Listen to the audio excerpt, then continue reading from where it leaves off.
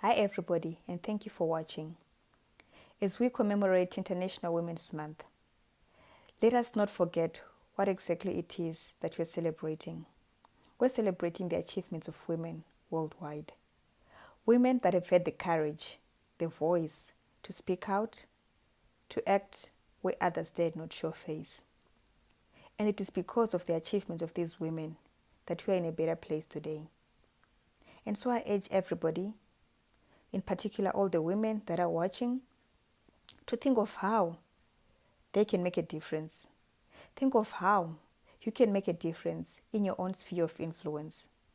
How you can make a positive change to ensure that tomorrow is much better than today. One of the leaders of the women's suffrage movement that started in the early 1900s, as women in Britain took action demanding a right to vote. This woman, Emmeline Pankhurst, she gave a statement. She gave a speech, in fact, called the Freedom of Death speech.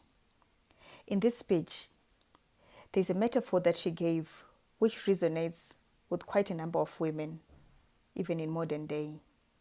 She said, if a woman has two babies, and one baby is a patient baby, and waits indefinitely for its mother to finish whatever she's doing before she can feed the baby, and the second baby is very impatient and cries lustily, screaming, kicking, until everybody around the baby is irritated, we know which baby is going to be fed first.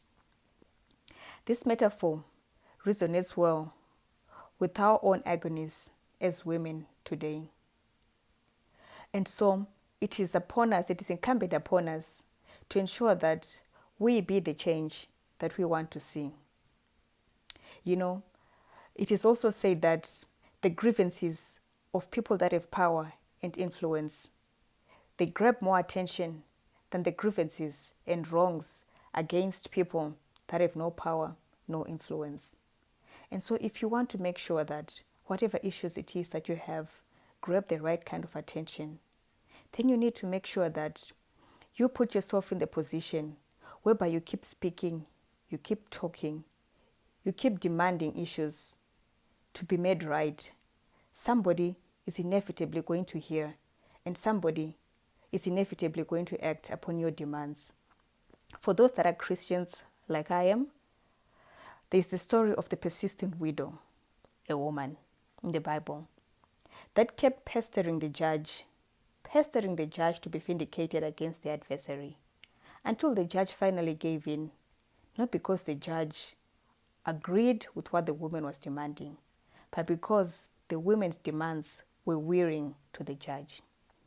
And so I urge everybody, I urge the women to keep speaking about the issues that affect you on a daily basis. For myself, I'll speak about the issues that I realize that have an impact on the majority of women. I'll speak first about the succession laws in Zimbabwe. Very inconsistently applied. You know, one of the golden principles of the interpretation of law is that there must be consistency. But you find a law is interpreted one way today and another tomorrow. And this is something that I demand the legislature to do something about.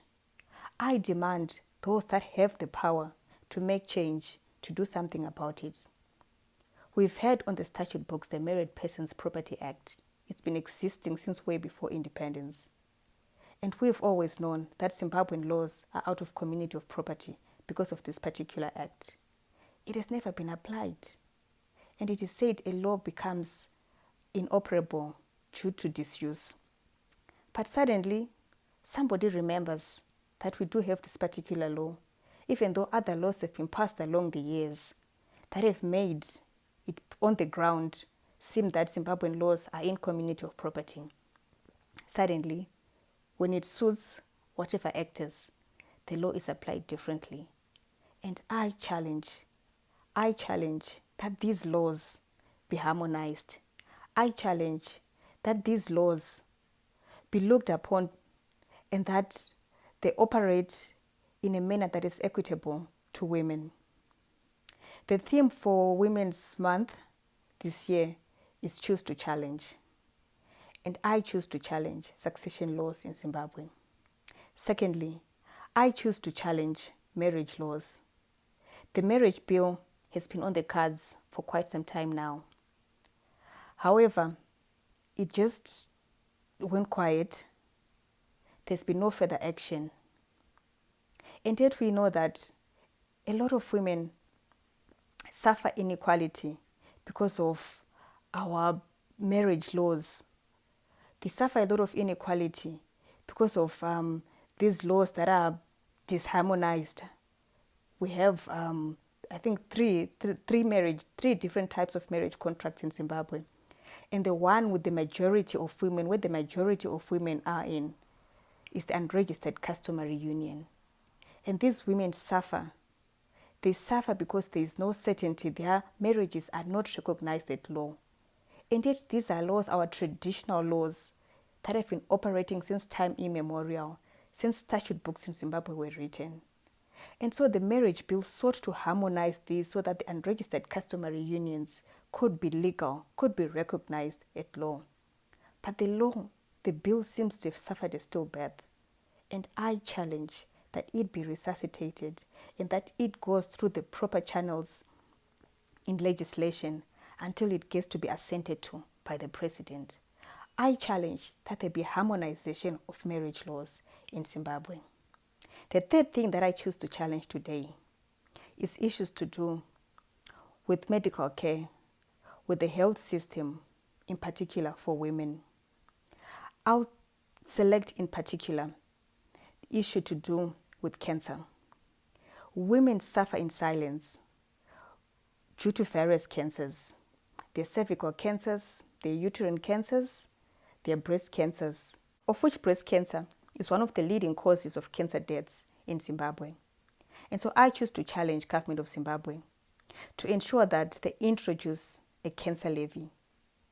In the same way that an AIDS levy was introduced, in the same way that affordable treatment was introduced for tuberculosis decades ago, I choose to challenge that government ensures that there is a levy in place that makes it affordable for women to access screening for cancer, to access screening for treatment and even management of their cancers.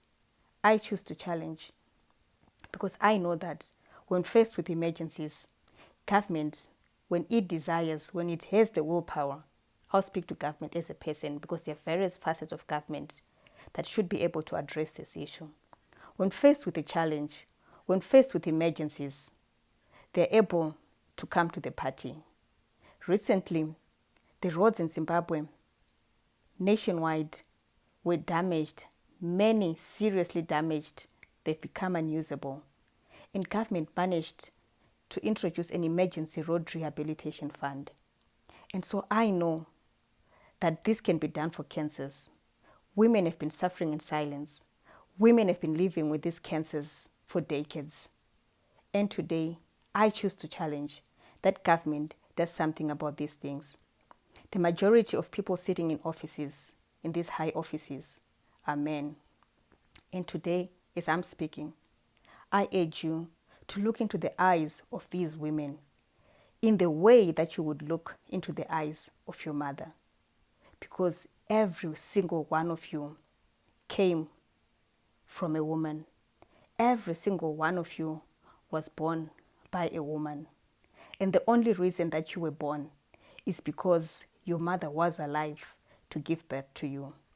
And so I urge government of Zimbabwe to give a chance to unborn souls out there by introducing a cancer levy and ensuring that women are alive today to be able to continue to give life tomorrow. Thank you.